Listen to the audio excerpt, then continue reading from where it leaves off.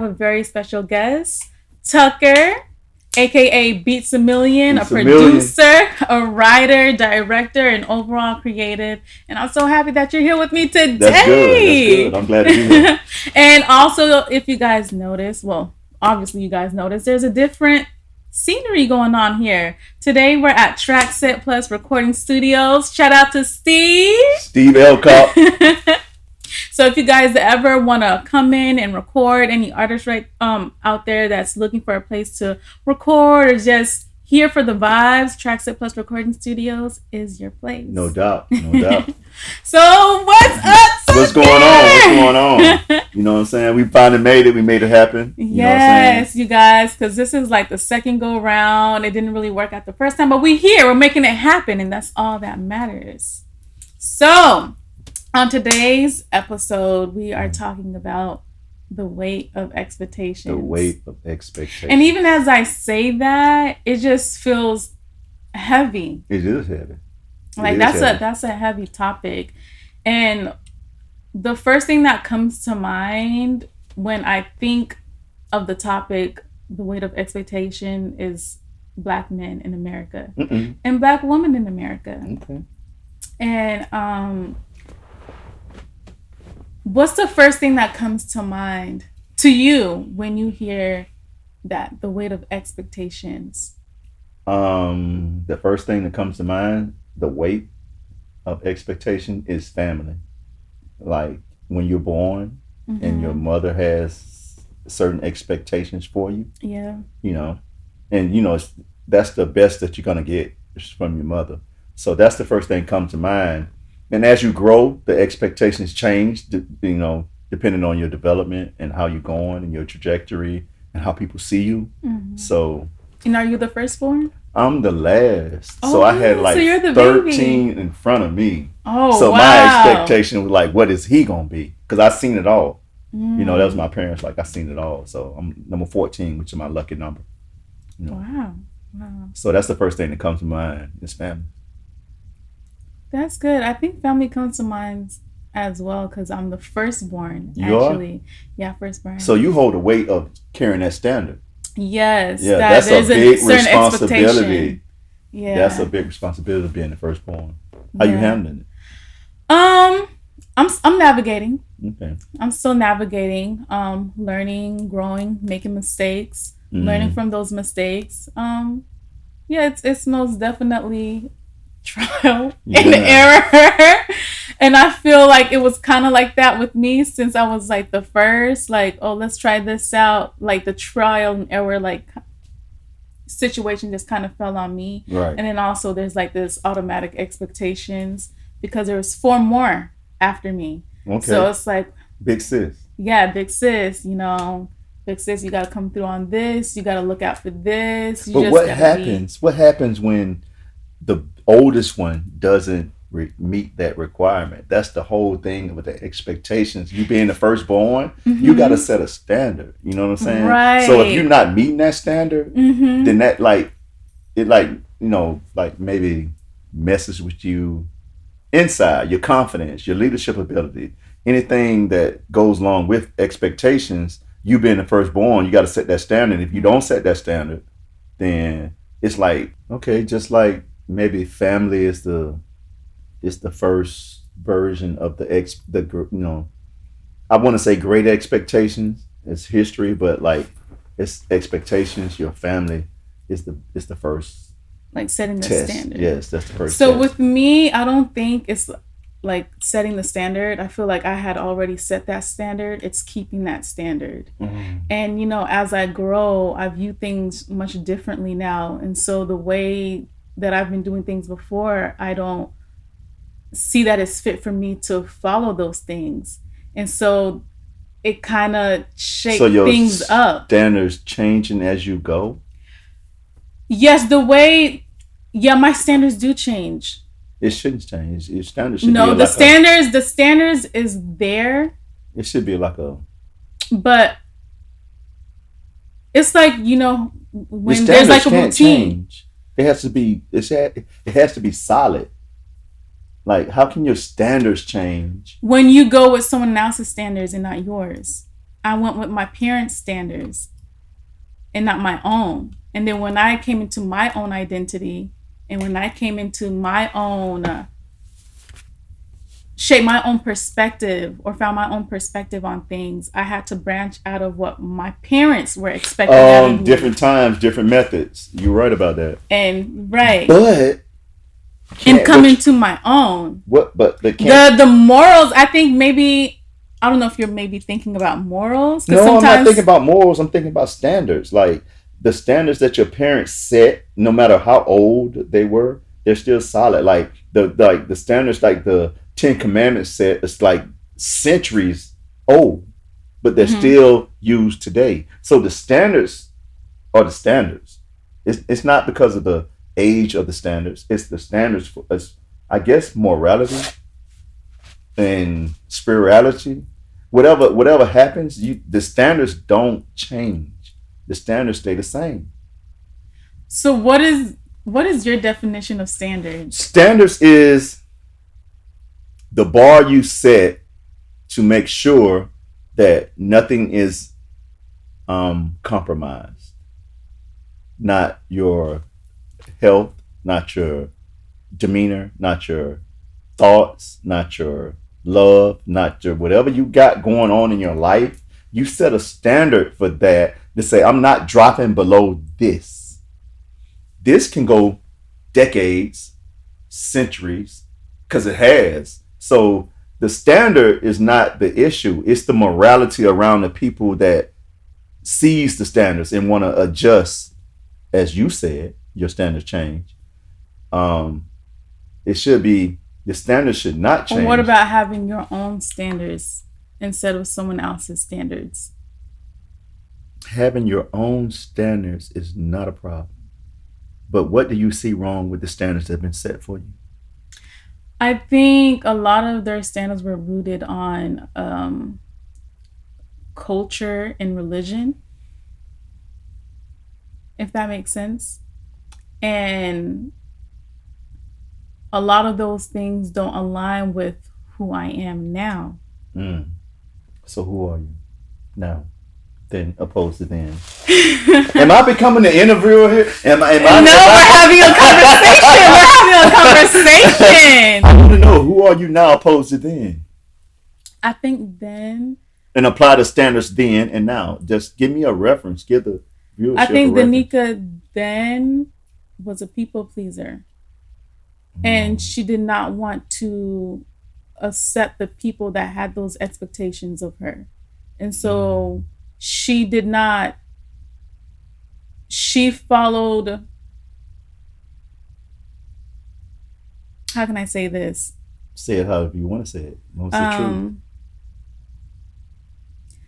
I found my identity in their rules, in their way of thinking, in their lenses instead of my own. And then when I started that process, that journey of finding who I am, who God is to me, because we're rooted on God, but we all have our own different, if we come into our relationship, I came into my own relationship, it just changed a lot of the things that I viewed, and even how I viewed my parents. And my parents are great. Rest in peace to my dad. Shout out to my dad. My mom is still here. Like, that's good. It's just a lot of the things that I grew up on really stunted me, I felt like, especially my development. Okay. If that makes sense. That's interesting though, but you know what I mean? Because when are you feeling like you underdeveloped? No, I don't feel like I'm underdeveloped. I feel like I'm right where I need to be now. But I had to play some catch up because my parents shielded me from a lot. Okay. So it wasn't that their standards were so obnoxious. It was like their standards were designed to keep you protected for a you know what? And that's not bad. That was actually bad. Really good. It's never bad, because if our youth had standards like that, maybe they wouldn't go out and do the things that they do because they don't have standards. They don't have a level. They don't have a gauge. You know what I'm saying? They don't have that what you had. Okay, once you grew up and you found out, okay, this is not for me. That's fine because you're an individual and you're a grown up. But once you growing up, unprotected, unshielded from life, and this is a corrupt world, then those standards that they set for you was like your barometer. Like it was like a meter for you to gauge what you need to change, to gauge what you need to accept from them, and then to get, you know, and then find my own. Right. Yes. Right. So so I never like what they said was not bad, but it got to a certain point where I needed to learn and find my own. Right. As a woman. Right. You know? And so that's what I had to do, and I realized there's just certain things that I can that don't align with me. It just doesn't align with me. Do you clash a lot with their views and your views now? You got to get a middle ground somewhere. No, we don't clash a lot. I think when I was in the beginning phase of that journey of finding my own, there was a whole lot of clashing. I know it was. There was a whole lot of clashing. I know it was, because I want to do it my way and I want to do it your way. You old and I'm young. Yeah. Just be real. It's like listen, because I'm getting older and I'm just like, listen, you know, that's old school. We're in the new generation. And it wasn't so much about that. It was just more like I value self-development and growth. I value finding you. Right. And I felt like I wasn't me. Ooh, that's a terrible feeling. Because I felt that before. But go ahead. Yeah, and so I'm like, I need to find who me is.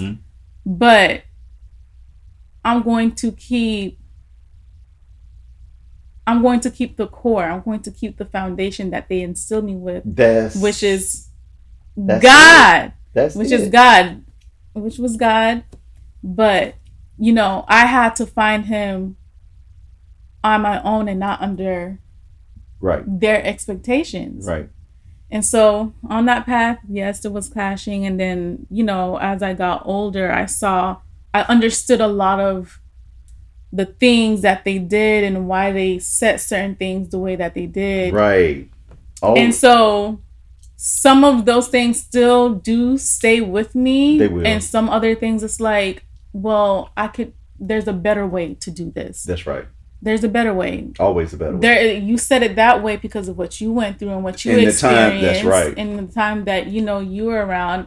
And so I understood. And now as a grown woman with understanding, with self-awareness and knowing what's around me and knowing my parents outside of seeing them as my parents and seeing them as a woman and a man, like, I'm like, okay, I see this and I see why. But as your eldest daughter, let me show you a better way we can go about this. That may be a problem. Because old school people don't like to change. They think that, listen, I'm here, I raised you, I birthed you, listen to way I want to do it, and then, but it's not that way all the time. It's not that way all the time, and sometimes it's better done than just explaining it. You just got to do it, and then they see it, and then that's when it's like, okay, I see what you're doing, and it's working for you, and that's where the conversation comes in. Or sometimes it's not even a conversation, it's the action. Yeah. And so that's my whole dynamic. Okay. And so what my parents did wasn't horrible. No. They did it from a place of love and experience. And so I just had to just find my own way. I just had to find my own way, keep what kept me grounded for all this time. Right. But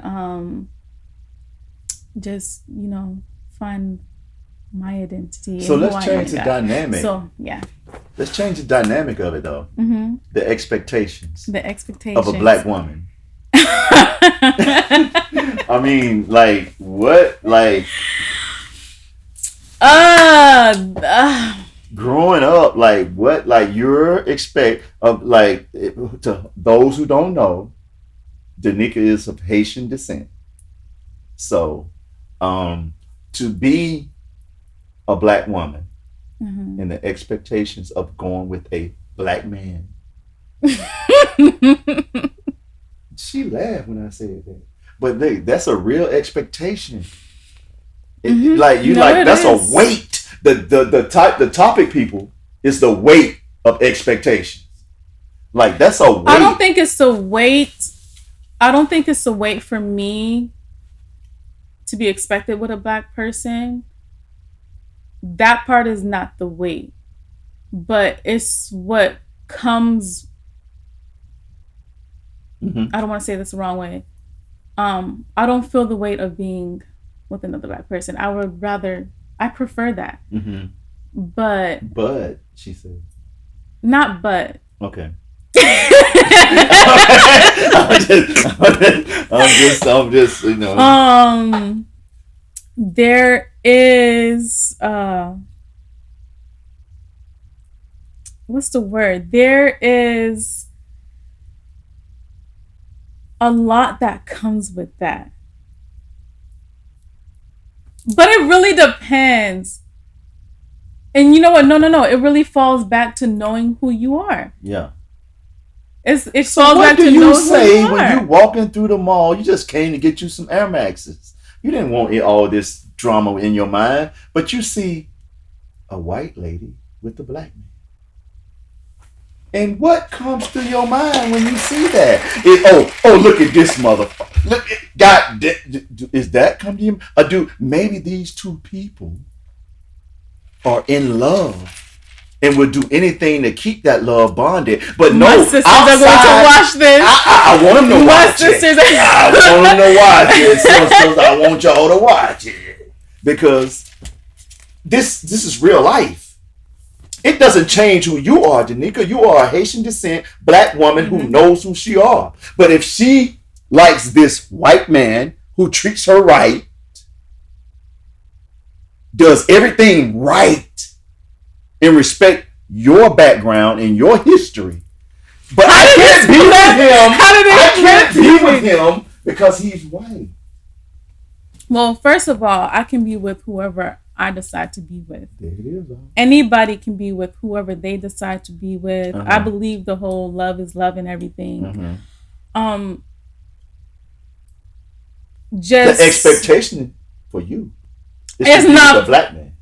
That's what it is. The black people think. And you see, I feel like I can't really speak on that because I don't really. It is. It is. I'm telling you, this gonna be the livest episode she ever had. I'm telling y'all.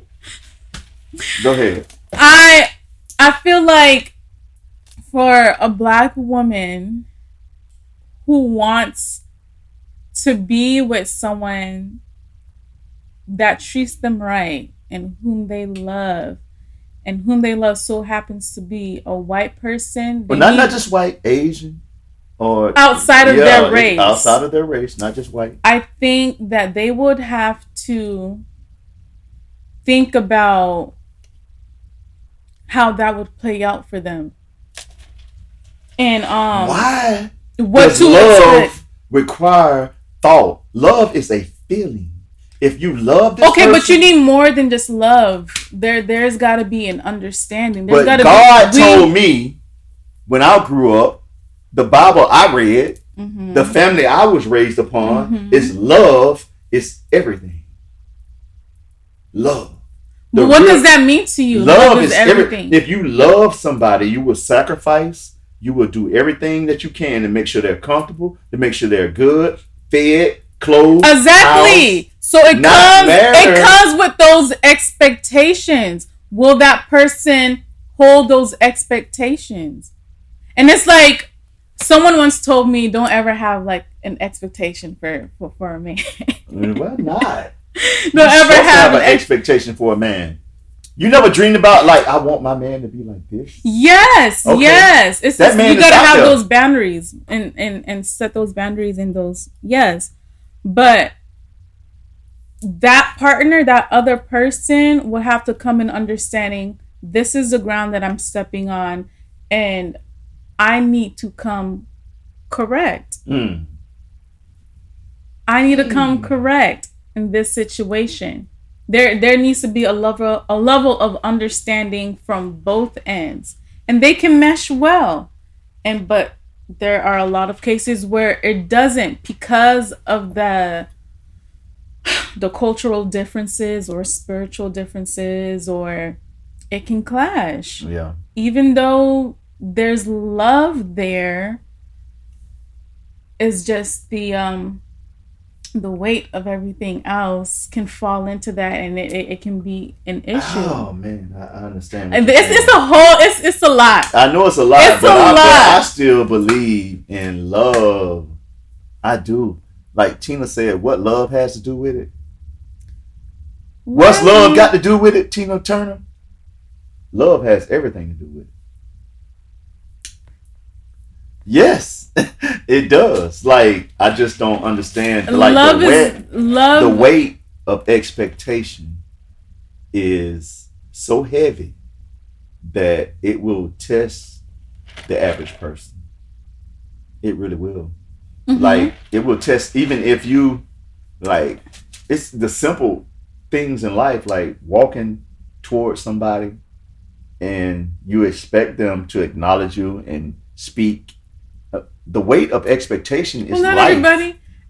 Everybody has their own different expectations. It does. Everybody has their own expectation. It just falls on, again, like knowing who you are and what you expect and what you don't expect, knowing your boundaries, knowing what you want the other person, how you want the other person to show up in your life, and then how you want to show up in someone else's life as well. But let's that's a whole nother conversation. Yeah, that is a whole nother conversation, because I was going to take off on that one, but we're going to say that for another time. But have you ever felt crushed by expectations? What did that moment teach you? Oh man. You mentioned something about the expectations of family.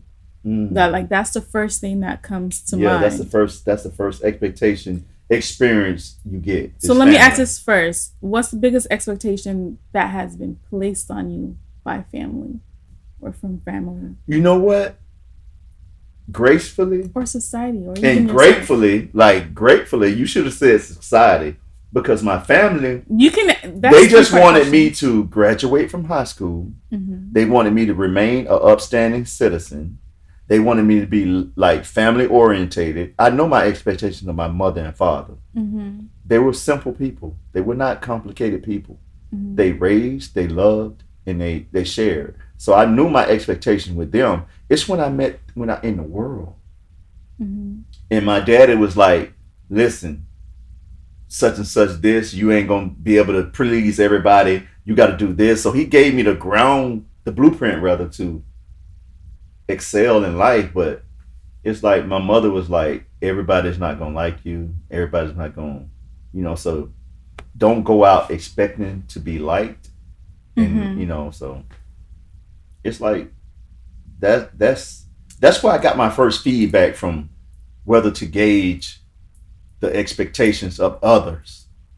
It was like when they taught me to do your best, be the best you can be, and if that's not enough, then don't even worry about it. Like, because you did what you could do. Mm-hmm. It's always about do what you can do. Mm-hmm. The expectation is weighed in whether a person does what he can do. If you do what you can do, you have to be happy with that.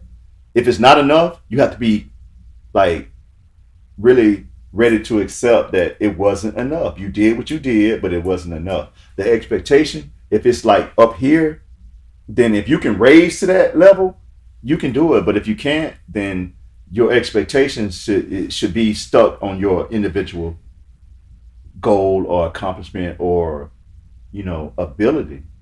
Really. Everybody can't be a billionaire. But if you can get comfortable and get your family good and y'all living, y'all ain't leaving check to check, y'all eating every night, then you won. basically. Everybody's not gonna be rich. No. That's the weight, but the weight of the expectation is just to society. I'm talking about society. Mm-hmm. They want to thrust you into this. Well, you got to have a lot of money to be somebody, or you got to have this and that to be somebody. No, you don't. You got to have what's in your ability to survive and be comfortable, and then please have aspirations to go further. But the the bottom line is just stay within your ability to survive, and then just progress gradually. That's it. Like everybody's not gonna be. If you're blessed to be a billionaire, then that's good. Mm-hmm. But that weight is it can be crumbling sometimes if people sit there and succumb to the weight. But if you just step out, I think it's got a lot to be with individuality too. Mm-hmm. You got to be an individual and know Yes. what you want and Right. know where you're going and know, It because really goes back to the knowing who weight you will are. crush you. Yeah, the Yes. weight will crush you if you're not grounded in something. Mm-hmm. And have you ever felt that? Have you ever felt crushed by those Hell expectations yeah. or by your own expectations? Yes, I have. I And- have put too much on me.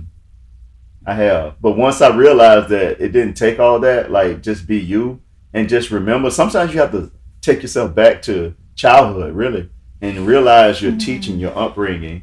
Like Yeah. you said, that, that childhood era. But you have to That realize foundation. that, yeah. You have to realize that and kind of learn and pick from that. Mm-hmm. But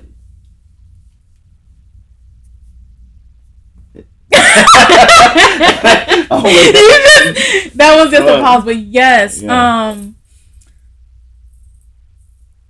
having those, yeah, like I had to break out of that because I kind of, let me not say spiral, but I had a breaking point. Like I had a breaking point where I'm Do just you like, have one though, where it feels like this is it? I don't want to do it no more. I don't want to go no more.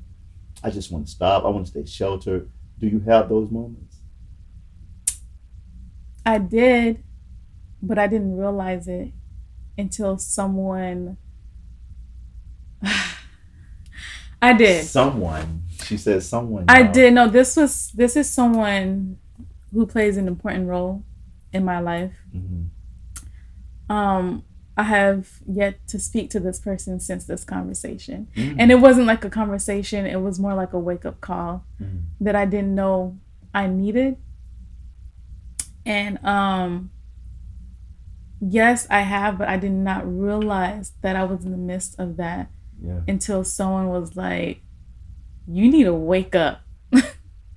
Like, I have a habit where I'm very driven. I'm very driven, motivated. Like, I have lots of ambition. And when I have an idea, I start something and I go head 1st. Mhm. I'm at a 1,000%, and I'm just going. And somewhere along the line, I Mhm. kind of like fall, and I fall as fast as I come in. Well, And I had to take a seat, sit back, and think about why that happens. Because I find myself like, I'm going to get back up every time because I don't really believe in giving up. mhm.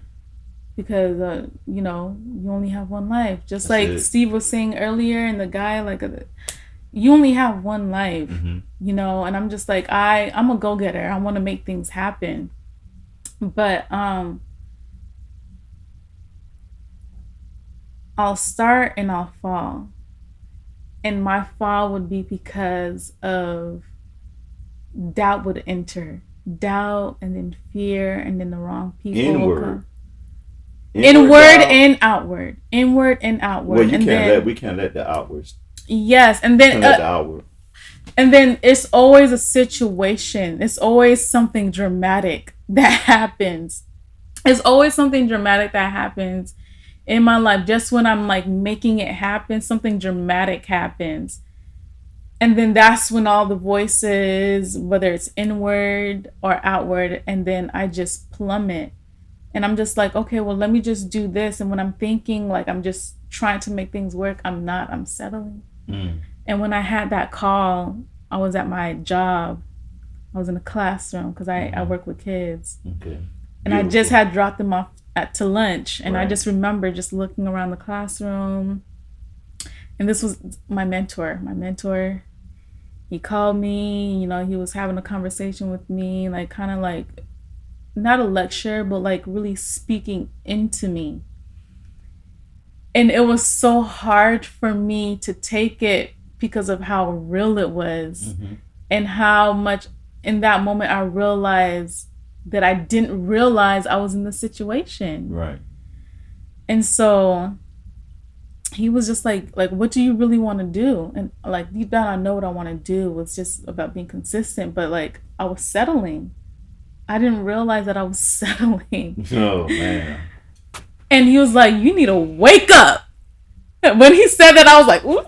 Yeah. Like, huh? Everybody need that in their life. Yeah, like he's like, you need to wake up. Like you'll just go in so fast, go up, and then go down so fast. As fast as you come in. And he was saying like, I believe in you more than you believe in yourself. Well, that's common. That happens a lot. And that really shifted, that conversation shifted my whole like. Boy, we love shifts. We love shifts around here. In that moment. And I just remember like, I was like, he was waiting for a response. And I'm just like, yeah. Just trying not to cry. I'm trying not to hear. I don't want him to hear that I'm like getting emotional over here. But I think he did because I've known him for years. So I think he knew that I was. But I was just like, damn, like this. It really hit me. Like it was like a wave just whoosh. And like I got off the phone and I did end up crying. Okay. I did end up crying. I got off the phone. I was just like, like I was looking at the classroom. I'm like, this is not where I really want to be. Yeah, that's where you need to be though. Yeah, well, that's where you need to be. Yeah, in that moment, that's where I need to be. But I realized that I was getting too comfortable in this place. What place? Like I can still be here and what sustains me and do what I'm passionate about. Do what I believe is my purpose. Yeah. But I was giving up on that purpose. We don't give up. I was giving up on that purpose. And I needed that talk, but he gave me that talk and I was boohoo crying. And I'm just like, what am I doing? What am I really doing? I keep finding myself in this position where I'll start and come back and I have to find myself back up here again. It's like this constant back and forth with myself. And I was like, no, that needs to end. That needs to end. Like, I'm going to continue to do what's sustaining me for now, but this is to help me get to where I need to be. Right. And I need to do that.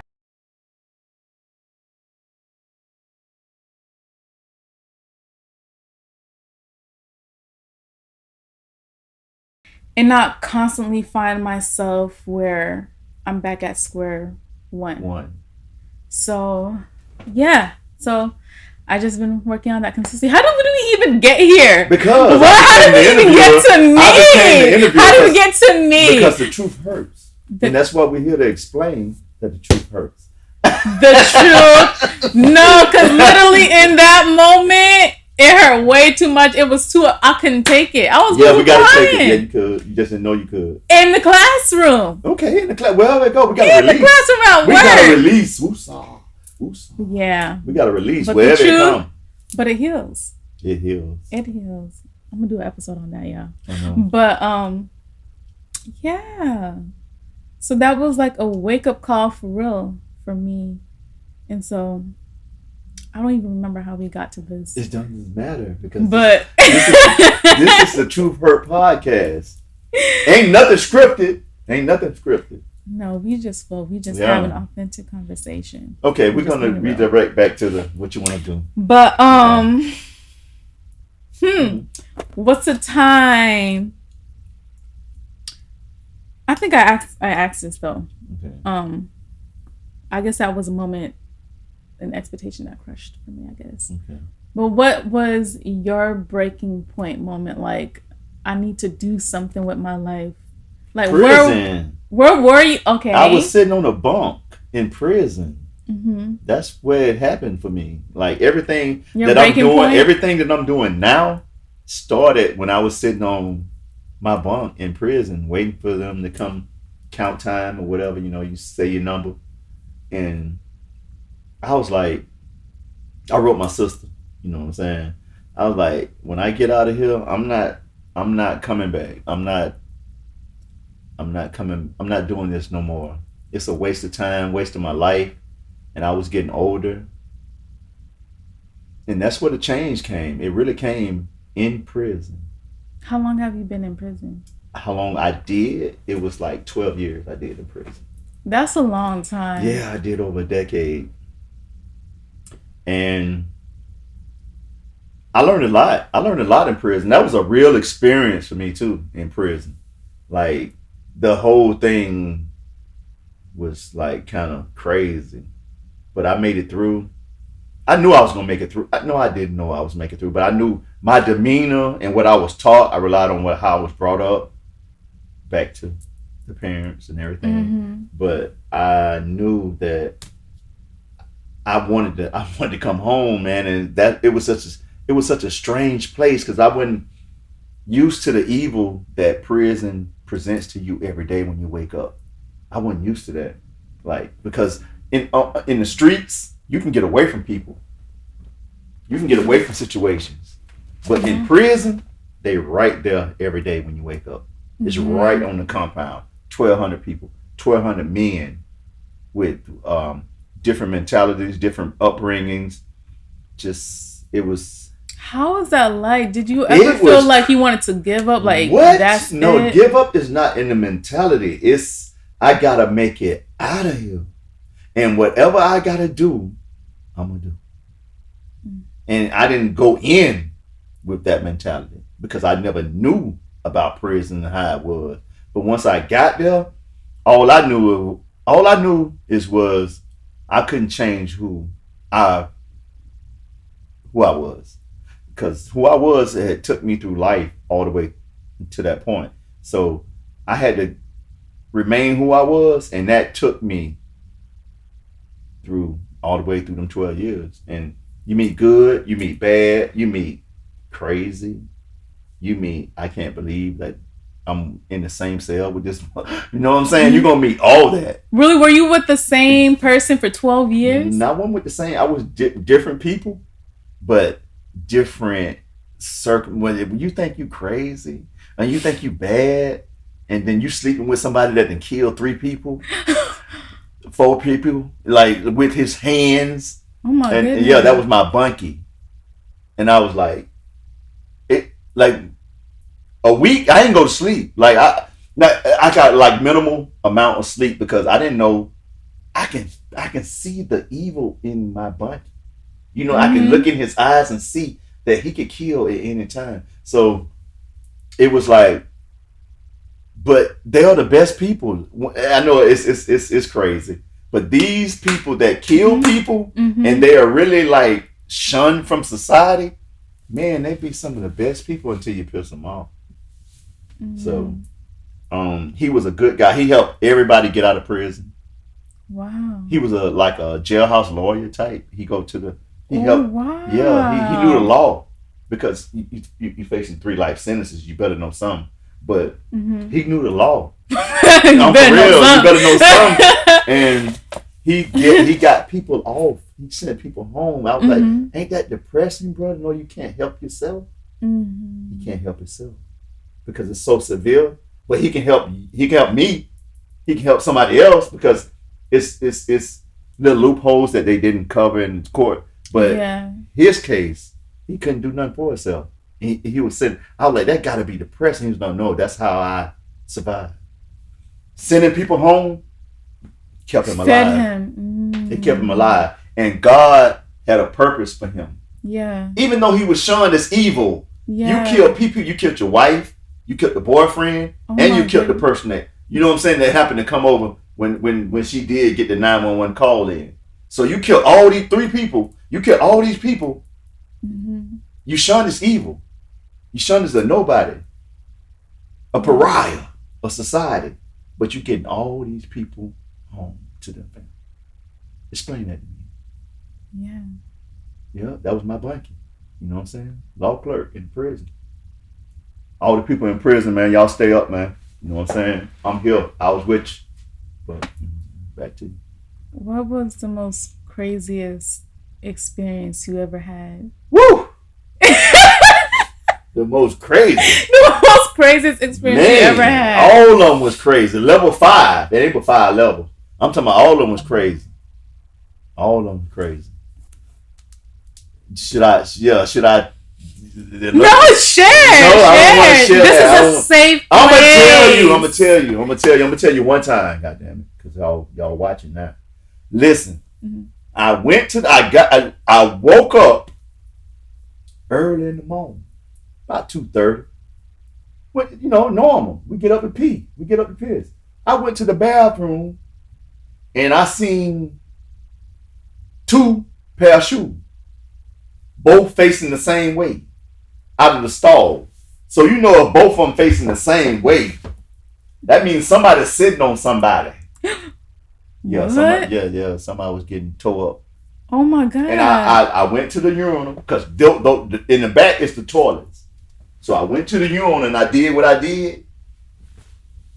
And I could tell and I could hear the moans and stuff. And that I wanted to use the urinal to throw up in, but I can't disturb. You will get killed for messing with somebody's sexual orientation in prison. Oh my God. So I can't say nothing about that. I can't do nothing about that. All I can do is hurry up and urinate and go back to my bunk. And you can make and a I sound. Never got up at 2:30 in the morning again. I hold it till I hear that CO come through and make the count. They make that early morning count. I hold it. That was my first shocker to know that, and there wasn't no rape or nothing. They was just back there fucking. Oh wow. Yeah. That I like 6 months in prison I seen it. So that was the first one. And that's like the R-rated version of this podcast. If I give you some X-rated, it might not even go good. So I ain't gonna give you no X-rated. That's just the R-rated. But I knew they was back there taking care of handling business. Yeah, taking care of their business. Pookie and Shanae, whatever the fuck her name was. Business.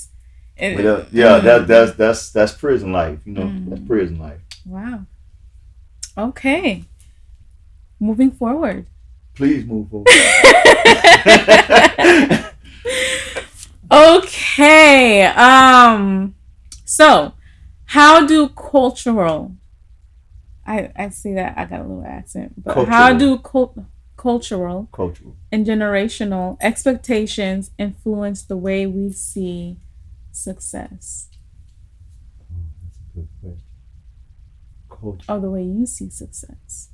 Cultural or generational? Could you break that down a little bit to me? Cultural, like I'm black, and I'm supposed to get a black wife, or I'm black and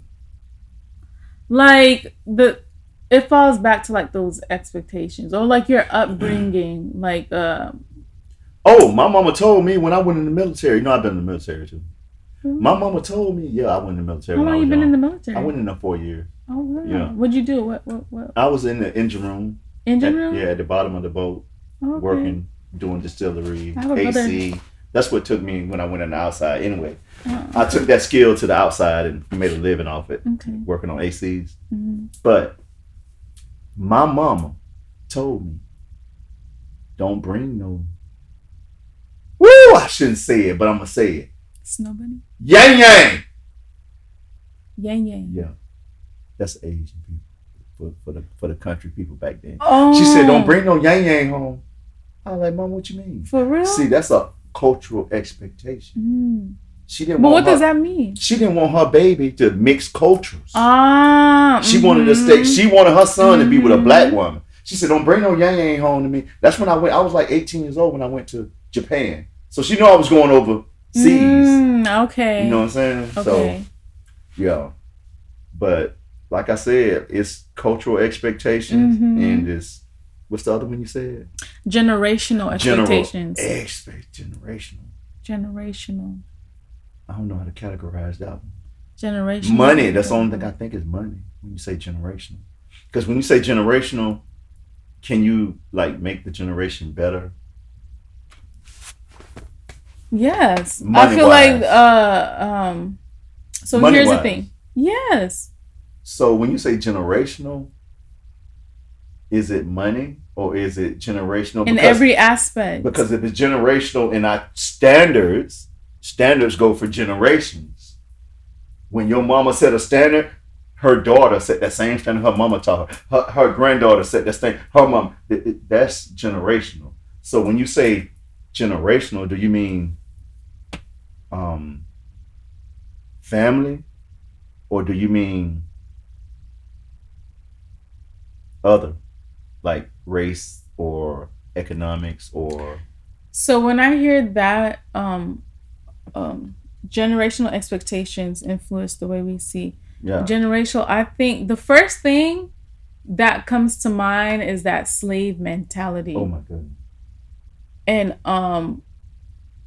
having your own. But you told me, like if we went through all that stuff, right? As a people, but I can't walk into a store and see you and look at you and say, "Good evening, good morning, good. How you doing? How you doing?" As a black woman, why do I gotta walk by you? Why I gotta turn my head? You said generational. You said cultural. So why I gotta do all these things? Why can't I just say, "Good morning"? But what do you mean? I mean, but like people, you mean like an approach? Black people avoid black people that they don't know. Not all black people. Ooh, Jesus, yes they do. Black people avoid black people that they don't know. Black people with a poor mindset. Black people with a poor mindset. See, not all black when people you get into mindset, you get into a whole nother realm of technicality. I'm talking about black people in general. Well, black people avoid speaking to other black people that they don't know. You're saying in general, but that's not all black people, though. Well, you're right. Not that's all not black, all black people. But give me a I've percentage. come across black people. Give me a percentage. Give me a percentage. If I give you a percentage, it would be from my experience and not from because we facts. Only truth hurts. So we get the experience that you get. Okay. So from mine, I can say, because I grew up in the hood, and then I grew up Since she grew up in the hood, she grew up outside. She grew up around white people, and she grew up in the hood. I grew up around different neighborhoods. I have, and so. But so you saying you never walked down the aisle with a black person coming towards you, and they look the other way, and you look the other way? I have. Why? Why not speak? Why not say, "Hey, how you doing?" I have, and you know what? It's not as often that happens to me though, and usually because you happen to be a nice looking black woman. But if you was broke down smoking crack. Why you said it like but that? But if you were broke down smoking crack and you was walking through in your little buggy, but there's a stigma. Hey, how you doing? They be like, no, but there's a stigma that comes with that though. There's a stigma that comes with that. A lot of people that in your description that approach, let me just say, black women is not always a good case because black women are the most neglected. I think you heard this saying, disrespected. Well, I'll go with disrespect. As a black woman, or let me just, yes, as a black woman, I could be at a gas station, minding my own business, pumping gas, and the guy will approach me and will approach me expecting something out of me. They can holler at me and be, blah, blah, blah, trying to make conversation, and I'm obviously showing that I'm not interested. And a lot of them are aggressive. Yeah. A lot of them are aggressive. I had one guy. You can't diffuse it. Who came into my space. Yeah, that's not that's not Even good. after I'm saying no multiple times and I'm showing this interest and I'm saying I'm not interested. Right. And so, and it's those, usually those people that you described. Right. Or it's not. It's just regular, degular, let me not say regular, degular, but it's just regular black men that don't understand No. or don't respect boundaries. Boundaries. They don't respect boundaries. And so we kind of have to, we have that guard up. We have that guard up. We're guarded and we place those boundaries. And, but, you know, some men don't respect those boundaries. And so we got to kind of move because a different way. Yeah. And in different, especially in different areas. I'm not speaking up, but there are cases, and like, I'm a kind person. I you know, I like to interact with people. Right. A lot of the times. Yeah. And I'll be the person that'll say, "Hi, how are you? Good morning, good afternoon. Hi." And they take it too far. Oh, they think you want you. Oh, she want to marry me. And there she are spoke some to me, people, dog. She want to marry me. But you're speaking. That's from a male perspective, though. Just people in general. A lot of people will respond, and there, you know, you have your few, you know, your folk that will meet among you and be like, you know, like, why is she acting like this? Why is she being so nice? Or like, why is she greeting me like she know me? No, I'm just being, you know, I'm just trying to be cordial. I'm just trying to like acknowledge your presence, you know. But you know, it's just the upbringing. It's the upbringing. It's really the upbringing. I think that's why maybe this is why you're saying that, or your experience.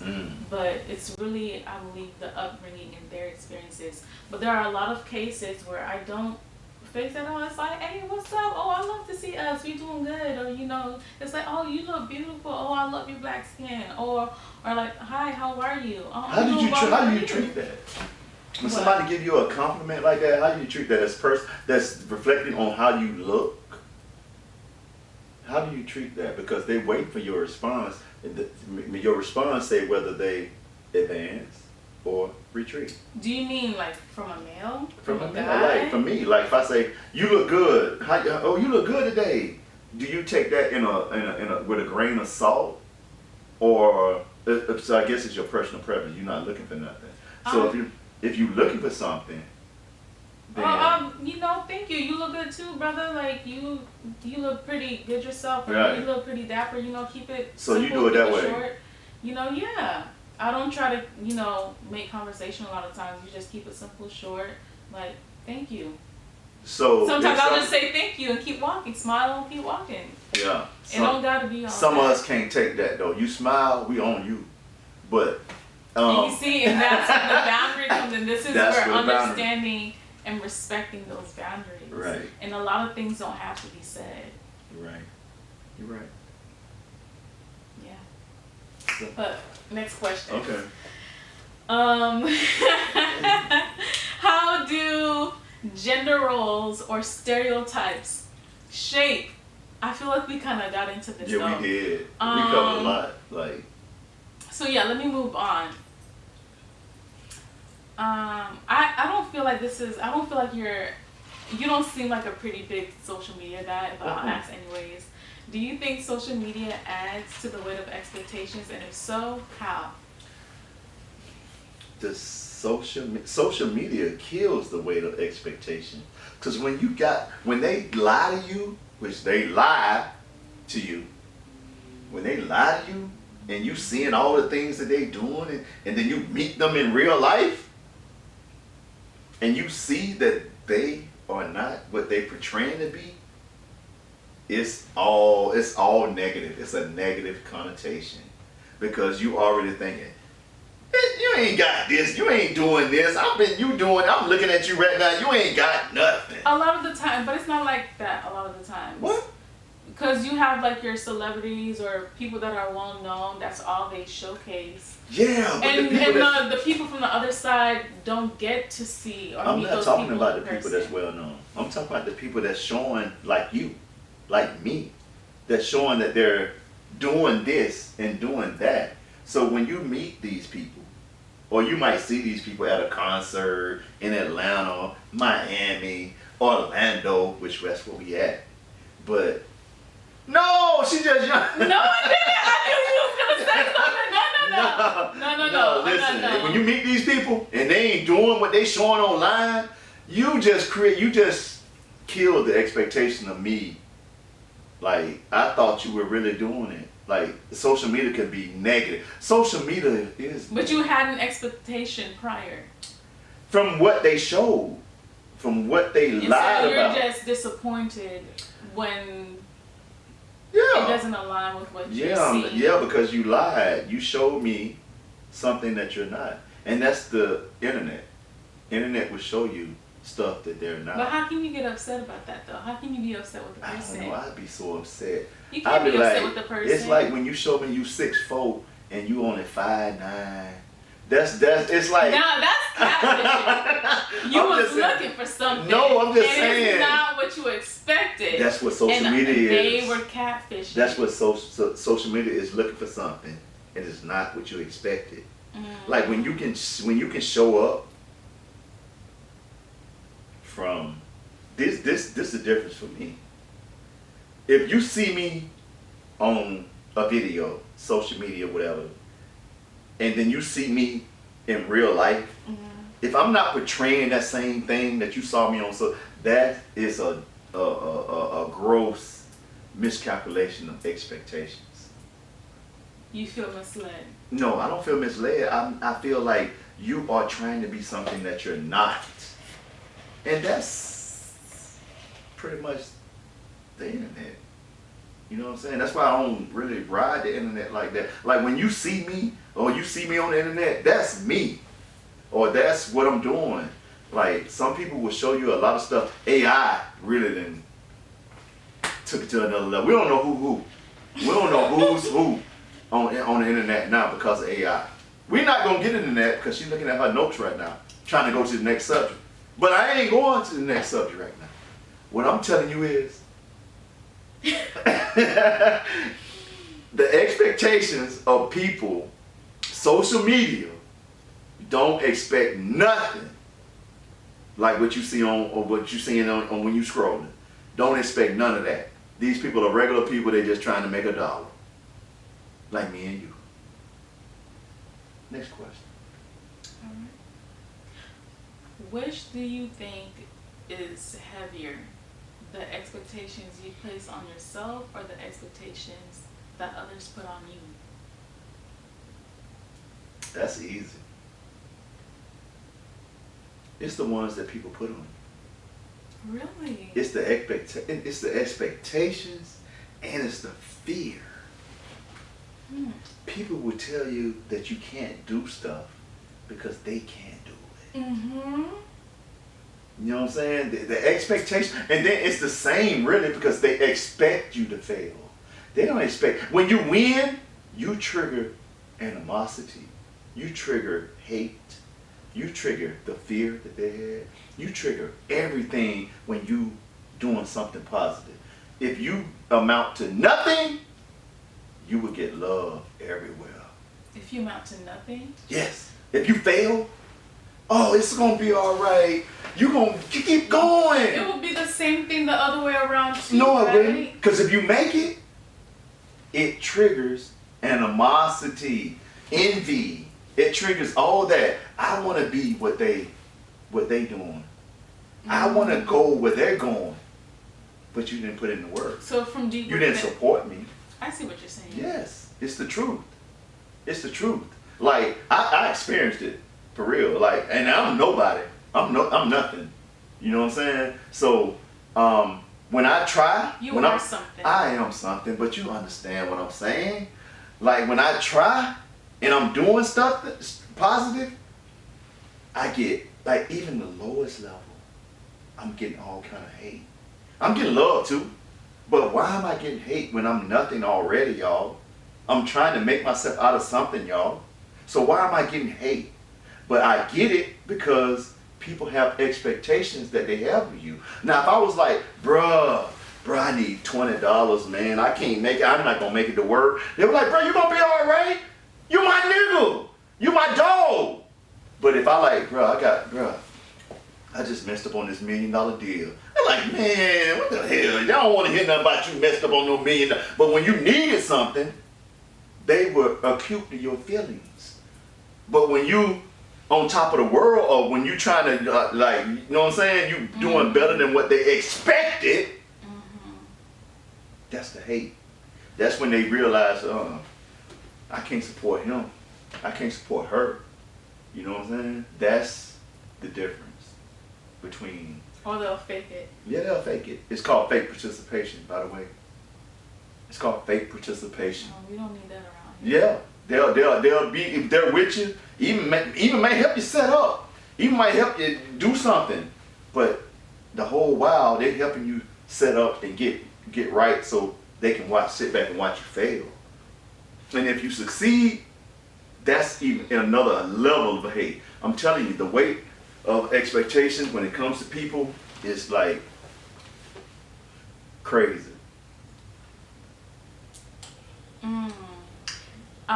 I really like this next question What's because it relates to what I was talking about in the beginning when this shifted on me. What shifted on you? But how do you tell the difference between This is the first time she ever had somebody take over her. Go ahead. She know it too. I said, you don't want me on your podcast, nigga. You don't want me on your podcast. She said, no. You know, she's so sweet and nice. No, come on, Tucker, you can do it. I said, that's Beatza Milyun. I ain't talking no more. But go ahead. How do you tell the difference between living for yourself and living to meet someone else's standards? How do you tell the difference between living for yourself and living to meet someone else's standards? Because you know how I tell the difference? Because someone else's standards don't matter to me. Like, I had to realize that. Like, once I realized that, my life took off north. And that's like what I said earlier about with my whole parents. Like, when it didn't align with who I was becoming, when I found my identity, and I was like, you know, those things don't align with me anymore. Right. I was in that moment, I was able to identify the difference. Right. And I was able to find my own and Right. set my own How do you standards. feel? We're going to change though. How do you feel right now in yourself, in your presence, at this moment? How do you feel about yourself? I feel damn good. That's what I'm talking I about. feel good. I feel like I'm doing the things that I need to do, and I've been working on consistency, and I've been doing it. I've been making it happen. And I'm proud of that. I'm doing all the things that I said I wanted to do, that I kind of like put in the back burner. And I just picked them up again, slowly but surely, just finding my way, getting back in the habit, getting back in the groove of things. And I'm just being consistent. That was like my biggest thing, being consistent. Like, I would start off.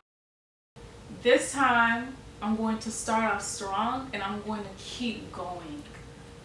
So right now, I feel really good. I'm doing this podcast. This is what, my 5th episode. 6th episode is coming. I'm doing my production thing. I'm acting. I just got signed to a management. You heard that, y'all. I'm doing my acting thing. Like, I'm doing a damn thing. Okay. And sometimes I don't give myself enough credit. You need to. And so I'm learning. I've been in that boat. Habit. I've been in that boat when I didn't give myself, oh boy, you going to do it, man. I'm all right, man. No, you got to acknowledge yourself, and you doing that. I don't know why I felt like, I got to be humble. You know what I mean? I can't say those Fuck things. humble. I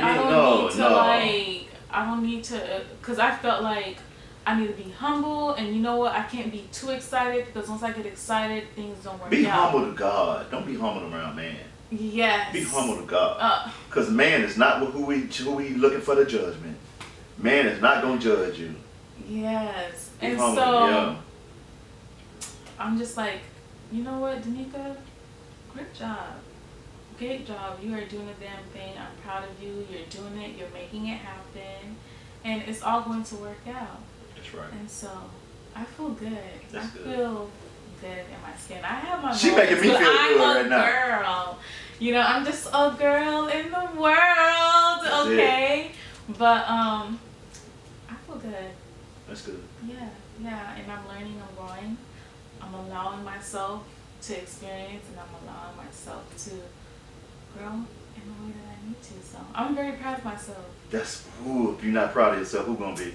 I'm very proud. I've come a long way. That's I've it. come a long way. Those of you who know me, who are close with me, I've come a long way. I've come a long way. But what about you? Oh man, I'm like you. I came a long way too. You know what I'm saying? We have to start a whole nother podcast to tell you how far I came. We got to do part You know two. what I'm We saying? got to do part two. but yeah, I came a long way like you. I came a long way, and I feel you when you say that. And but just because you came a long way, don't mean you can't go further. So never shortchange yourself. We going that way. We going north. We going north.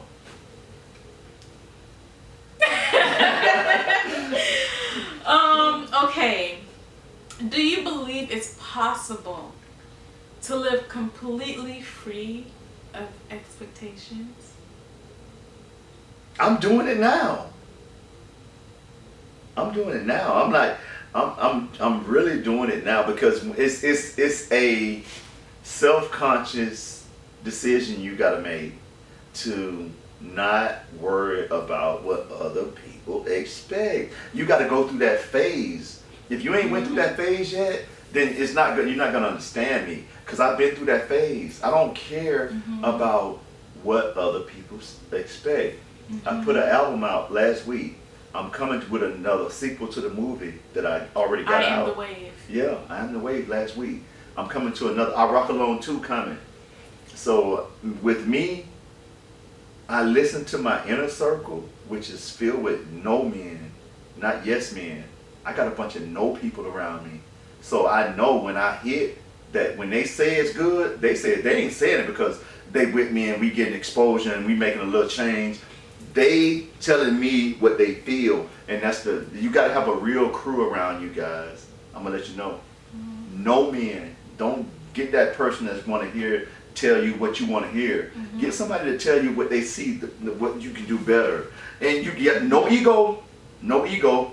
Don't fire them or listen to them. Get somebody who's gonna tell you what you don't want to hear. In love, not no hater. In love. And go with that. That's my biggest advice to somebody that has, that's doing something. You can't have people around you that's gonna agree To everything. with everything you're doing. Yeah, I got a bunch. I got about 3 of them. They're not really looking out for you for real. Renee, Tish, you one of them. She gonna tell me like, no, that ain't it. She's a real no girl, like not a no man. She's a no woman, and I love her for that too. Renee Lindsay, start over on the track. I Am the Way, number 4, Chablis. And I'll make sure to drop the information of your album and everything on the description below. And we are also coming at the closing of this episode. Why y'all. we gotta close? Why we gotta close? Because some things need an ending, but it doesn't mean it's ending permanently. Because outwardly, the conversations is still going on. That's right. You know. That's right. But we gotta end here though. Okay. We're gonna end it here, and we can always have a part 2. I feel like all my episodes need a part 2. This one definitely need one. Yes, and we can arrange that. But I wanted to ask this last question before we end things out. Okay. It's, what advice would you give to someone struggling under the weight of expectations right now? Struggling under the weight of expectations. If you can, somebody, whoever this somebody is, if you can, find out who you are. Yes. And then work relentlessly to be the best person that you've come to be. Once you've reached that person and you've done everything you can, there are no expectations. You have done what you could. Like, Don't let the world tell you who you should be. Be who you are at all times. And that's my most precious advice I can give somebody that's coming up in this world of entertainment, or just this world period. You know, yeah, just be who you are. And if that's not enough, then you around the wrong people. Be who you are. Thank you again for being a guest on my podcast and having this great conversation. Oh my goodness, this was a real good conversation. It was good. You talking about 30 minutes? It's not no 30 minutes. It's not 30 minutes, like an hour. I know they wait. Like, we got people waiting to get in here. We got waiting people lined up outside. I said, y'all gonna have to wait. Come on now. For real. This is the Truth Hurt podcast. The Truth Hurt podcast, okay, where we have deep and meaningful conversations and we flow, and this is a safe place, okay? I am the wave. Be yourself. I am the wave out in the stores now. All platforms. Yes. I Rock Alone 2 coming too. So thank you again, Tucker, aka Beatza Milyun. Beatza Milyun. And I will drop the description below on the comments. And if you guys enjoyed this episode, please leave a like, a comment, and subscribe. And please share this episode. And until next time, I'll see you on the next episode.